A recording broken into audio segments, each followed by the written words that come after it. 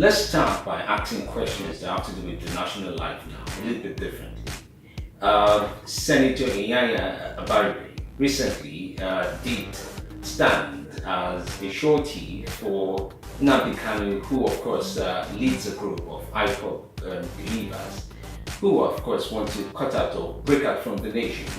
What's the implication of being a shorty in a case that possibly can be related to treasonable felony? Well, first of all, for you to stand shorty for anybody, you must have known the person over time. You must trust the person that he won't jump bail, he won't run away from standing his trial. That's the whole essence of having somebody shorty, somebody who is standing, a defendant standing trial in a court. For anybody to be released on bail, first of all, the offense in itself is such a serious one that ordinarily shouldn't even attract bail. So for him to have been granted bail in the first place meant there was a credible person who shorted that, look, this man can't run away, and even if he runs away, I'm going to release him. And like the situation we have on our hands, Nnamdi Kanu is nowhere to be found. Nobody can account for him. Though the IPOP people are saying the federal government have it. They are saying no. Some people have said he had run out of the country and all that. But the fundamental thing here is he has jumped bail and somebody took him shorty. That person ought to account for his whereabouts, and where he cannot so do, he is going to forfeit. There is a bond he must have entered into. He forfeits that to the states. So a lot of Nigerians have heard the phrase treasonable felony or taking up arms against the state. I know if there's a gravity, if there's a class of description for crime against the country, it has to be one of the biggest ones. What is treasonable felony legally, and what are the implications? What are the possible penalties that could be found against someone, a suspect that is now found guilty? Well, most of the time we had tried a treasonable felony was, I think, under the military. I don't think we've ever seen any during any of our democratic dispensation. And it surely had to do with the military coup d'etat, trying to overthrow themselves. And when once you get caught and you are tried, if guilty, in some cases you end up being dependent on your role. You end up in jail. Some of them have been killed in the past. But I think this is about the first we are likely to be noticing in our democratic life. And unfortunately, the trial has not really turned out very smooth for us to see how it's heading or where it's going. Some argue that it's not even a trial. What do you call it not a trial? If the matter, the state is prosecuting somebody, the matter is in court. So what do you mean it's not a trial? If it's not a trial, why wasn't Nnamdi Kanu on bail? Why did somebody take him shorty? And the person who took him shorty is no less a person. He's a distinguished senator of the Federal Republic. So that tells you the class of person who took him on bail and how serious the offense, because anybody can take anybody on bail, but when we now begin to class offenses, particularly like in a proper situation, I don't think he would have been granted bail in the first place for the caliber of offense committed. But I think, like people are saying, it's politically motivated, and maybe that's why the court is trying to be moderate and granted the bill, and imagine what have done now. So there was a court in ECOWAS that also said on human rights ground it should be let go. Now it brings in a new perspective to the judicial sector. After someone has a case to answer to, the trial in court is going on. For example, Mr. Metu recently got a medical leave. No, not even a medical leave, they got the permission to go for the graduation of his daughter. So the court oftentimes has to grant, a bail or release on some key conditions. Do you think when some suspect or someone before the law court appeals on human rights, it is one that is helping the judicial sector or not helping the judicial sector? Well, if I get your question, as far as I'm concerned, when once you are standing trial, particularly criminal trial, your human rights, your freedom is at the instance of the court. It is only the court that can regulate your affairs. whatever. For instance, if you are ill, you have to be ill and 80 to stand trial in the first place. The court will not try a dead person. It's only living that can stand trial. So if there are instances where somebody is ill, and as it is, our health sector is almost going comatose, and the man has to go outside, the court will not have a choice than to grant that permission for the person to go outside and get treated and come back to stand trial, as long as there must always be a proviso that the person will not jump bail from there or run away from there. Will definitely come back. And we've seen people always go out, come back, and continue standing their trial. But then the problem I usually have with it is, as a Nigerian, can that, because the people who usually fall in this category are usually the high caliber criminals most of the time, or defendants, not criminals. If I use criminal, it means they have a conviction. Yes, no, defendants still defending, standing trial. If the ordinary man on the street had been in such a situation, would the court adequately grant them that permission or leave, or that leave injunction to you understand? That is another keg of fish. But fundamentally, the courts will always ensure that no standing trials are held and native, because it's only on that you can stand trial. Let me take you up on the phrase you mentioned, where you talked about they regulate your daily freedom and the likes of that once you have a court case. Not any court case. Not any criminal trial. Criminal trial. Yes. A criminal trial that comes to mind would have to be that of retired Lieutenant Colonel Bassey, who has been granted bail for the 6th time. Even you will not blame the court nor the judiciary. The judiciary have done what they ought to do. It is the government of the day that is being autocratic. And saying that because initially the first bail he got, when they were trying to defend why he was not released, they were saying he committed a crime as a military man. And as at last count, as at then, the man had left the military over 20 years.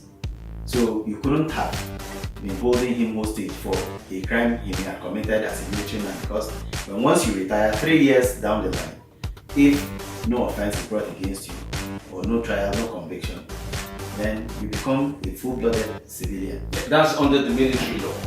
Not under the military law, under our own. Even if you have to construe the armed forces law as well, that's the position as well. So it means that if he has committed a crime outside the period of 3 years in which he retires from service, he's supposedly free. Yes, if he did not commit any crime. Oh, well, once he's not, yes. After 3 years of retirement, if nothing military is brought against him, he becomes just like any other civilian. No military action can be brought against him. But isn't that a little bit interesting when it comes to the human rights perspective, for example? Still talking about the government of the day, and we talked about the 6th bail condition granted to retired Lieutenant Colonel Bassey.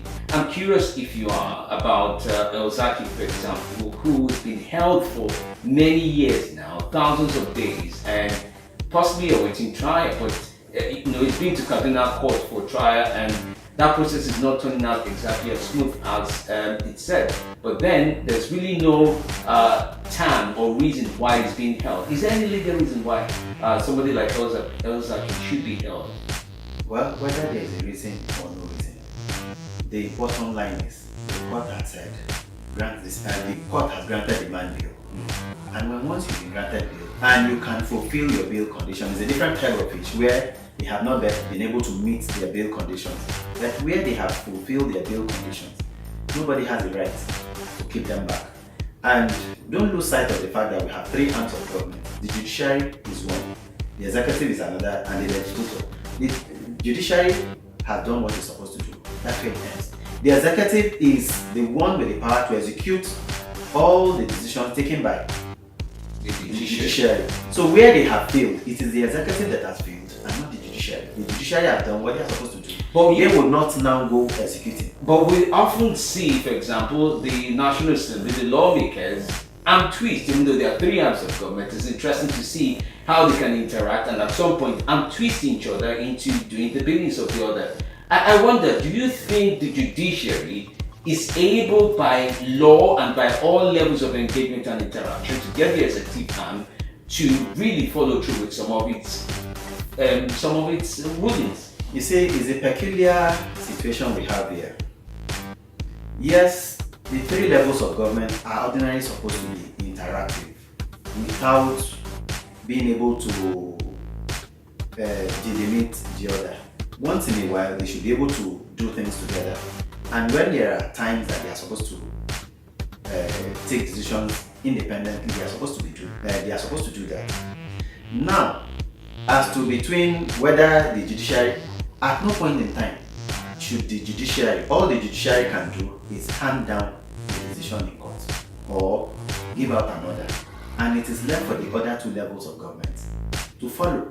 And if you follow the way the two levels of government and three levels of government work, they are supposed to be interactive. No level of government can work independently of the other. Somewhere along the line, they have a way of interacting.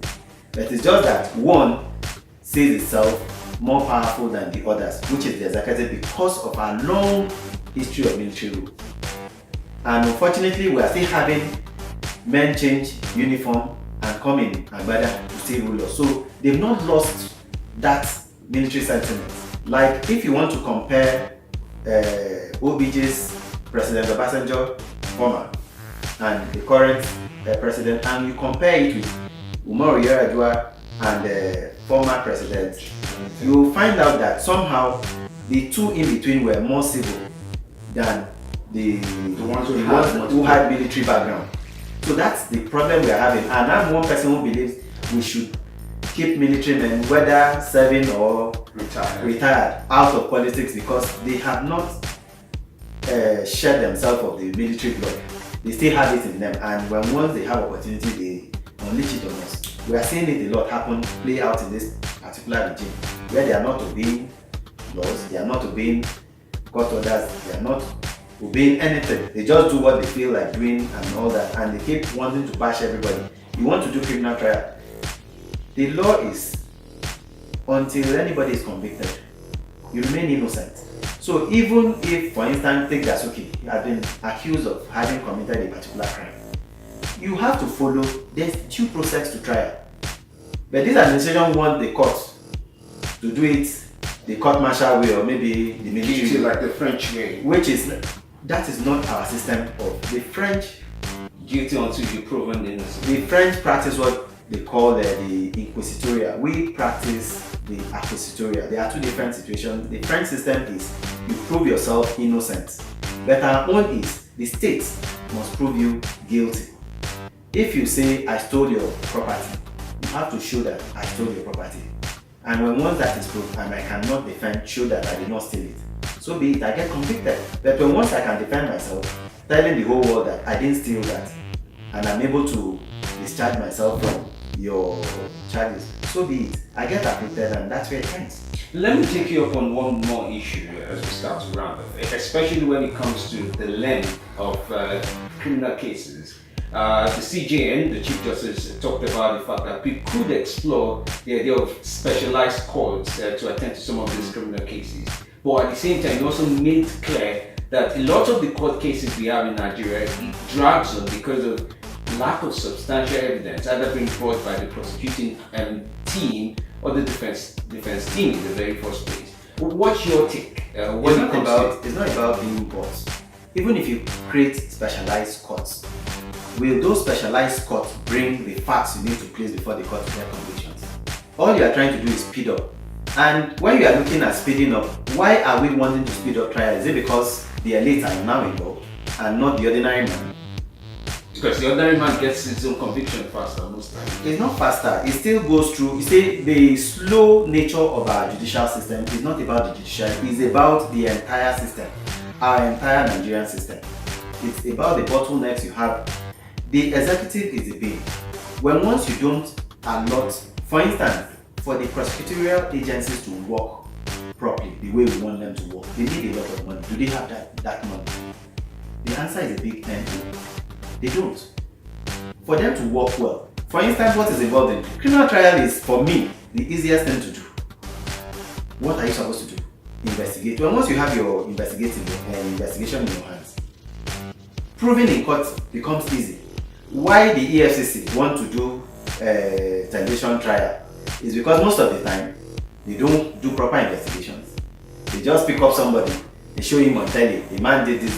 That is not how you. It's a different ball game when you get to court. You have to prove inch by inch against the man that you are trying.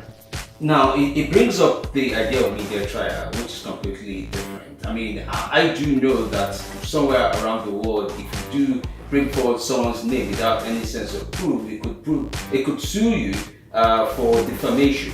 But we see a system where names are mentioned, lists are published, and the idea of suing for defamation is a long course sometimes. It's not a long course. You see, if you are being charged with a crime, for instance, for you to begin to clear your name, you must have gone through trial, at least to the end, and get acquittal. You can now sue the person who prosecuted you for there's something called malicious prosecution. You can sue such a person, and you can equally sue such a person for defamation. And you see, the problem we have around here is, by the time they do this media trial, I give you a typical example. Saraki has been acquitted now. Yes, does the man on the street know that he has been acquitted? All they know that he was dubbed. The man on the street may not have known that he had gone through trial and the court had found him innocent. They may still be holding on to the fact that he was accused. But the judge went through trial, even served prison time. Eventually, the Supreme Court said he was innocent of the crimes alleged. But the man on the streets, his social labeling status. That's the issue. So how do you clean it up? So until we get education and we get to the level where we know that the fact that somebody has been taken to court does not make that person a criminal, we may not have gotten out. It's just for people like us, even for very educated people that ordinarily you should know these things, may not know that the man who goes into court may not have been convicted and that is not a criminal. More so the way we handle it with what the prosecutorial agencies and the police do these days, just because the crime has been alleged. Even if you must, at least you should blur, there's a way of blurring their face so the people are not seen and are not known. Pending if they are convicted, yes, they remain convicted and so be it. Thank you so much, Barrister Boniface Bassey, for your time. We do appreciate your time and for talking to us today. Thank you. My country people.